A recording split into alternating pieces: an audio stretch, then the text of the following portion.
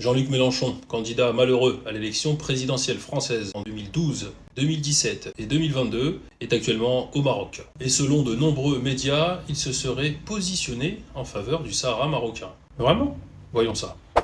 La position de Paris par rapport à la question du Sahara. Donc on voulait un peu votre question, ce qui est normal. Comme je suis surpris. Écoutez, au début je me suis dit ce n'est pas le moment. Mais bon, pourquoi pas, c'est vous qui m'interrogez. Vous êtes au Maroc, la question ne peut pas être éludée. C'est une question épineuse dans les opinions publiques marocaines qui est évidemment et naturellement très sensible à cette question. Tout le monde au Maroc se sent investi dans la marche verte et la continue dans son esprit. Et tous ceux qui aiment le Maroc, même si des fois ils sont tenus à une certaine discrétion, n'en pensent pas moins. Et puis il y a les relations des États. La diplomatie marocaine est très efficace. Elle a pendant des années permis que tout le monde s'y retrouve en étant d'accord avec les résolutions de l'ONU et le Maroc n'a jamais manqué à sa parole. Jamais. Il y a eu des périodes fastes où tout le monde était content et des périodes néfastes où personne n'était content. Alors la plupart d'entre nous, quand ils voient la marée basse, attendent la marée haute.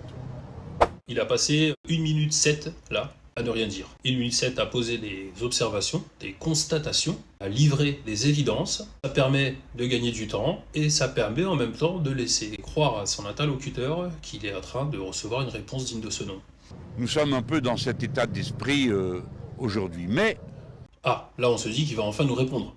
il est vrai que des changements... Alors, si c'est moi qui suis interrogé à titre personnel, Oui, c'est votre avis personnel qu'on veut connaître. j'ai lu des sottises sur mes positions et sur celles des insoumis.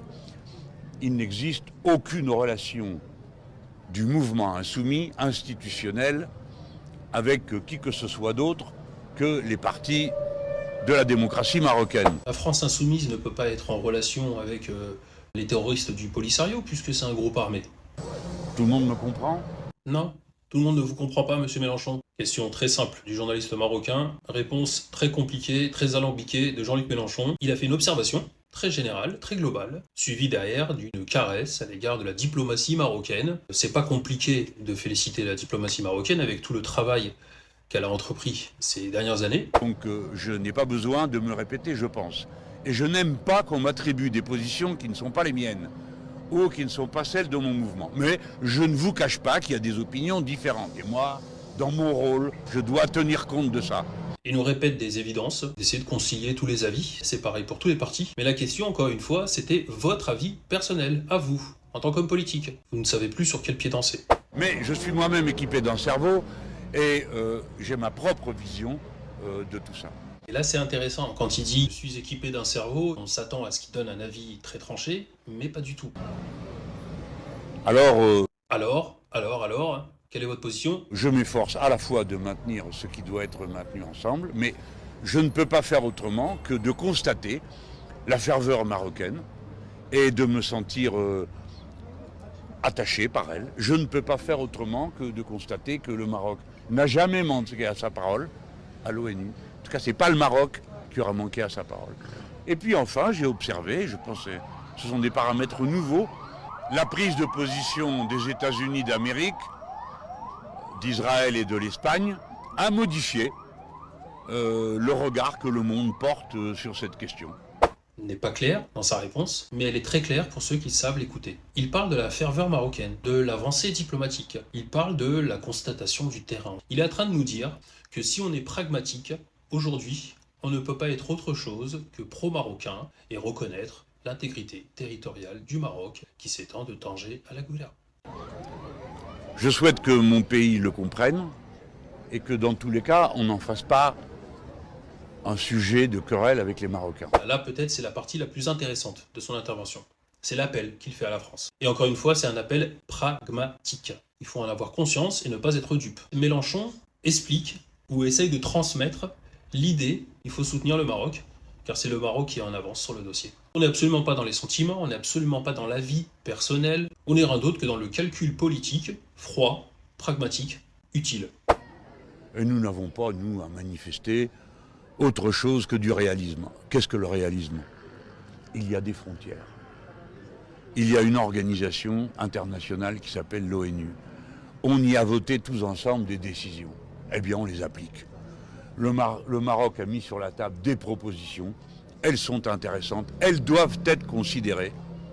On ne doit pas passer par-dessus comme si elles n'avaient pas été faites. Et voilà. Alors, il y a des gens que ça rend mécontents. Eh bien, c'est la vie. Que voulez-vous ? Si tout le monde était naturellement d'accord, le problème serait déjà réglé.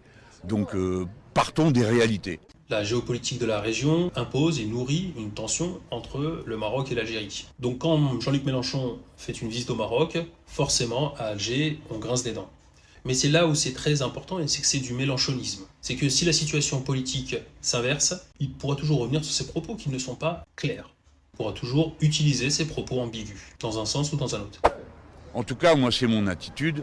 Et encore une fois, comme je sais que dès qu'il a été question que je mette les pieds au Maroc, toutes sortes de gens ont préparé des pièges à loups pour moi.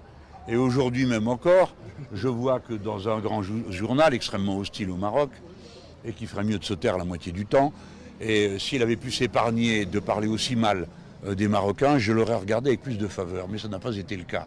Alors j'ai vu que des gens ont dit « Est-ce qu'il va se prononcer ?» C'est tout à fait logique qu'on vous demande votre avis. Le roi lui-même l'avait prononcé dans l'un de ses discours. Le dossier du Sahara était dorénavant le prisme avec lequel le Maroc voyait ses partenaires étrangers. C'est on ne peut plus clair. Deuxièmement, je n'ai pas à me prononcer, la vie se prononce toute seule. Et moi, je fais du mieux que je peux faire pour aider à ce que les choses avancent. Quant à savoir, est-ce que mon affection me tourne vers les Marocains, ça me semble assez évident pour que je n'ai pas besoin, tous les 5 minutes, de le répéter. Voilà. Alors, quels ennuis tout ça me vaudra ? Eh bien, nous verrons bien. Il nous raconte derrière une anecdote où il aurait manifesté à l'âge de 5 ans en faveur du retour du sultan feu Mohammed V, al-Rahmou. Tout ça, c'est pas vérifiable. C'est très étonnant quand on y réfléchit, quand on voit son parcours politique, que lui, enfant, aille manifester pour le retour d'un monarque. Tout ça est vraiment très étonnant et plutôt très superficiel, j'ai envie de dire. Il semble rien, ce n'est que mon avis. Il a fait son choix. C'est le Maroc ou l'Algérie, ça sera le Maroc pour lui. Tout le monde me comprend ? Simplement, il ne veut pas l'assumer. Je ne pense pas que Jean-Luc Mélenchon se positionnera davantage sur cette question. Cette réponse très ambiguë qu'il nous a livrée était bien préparée et bien à l'image de son positionnement lui-même ambigu.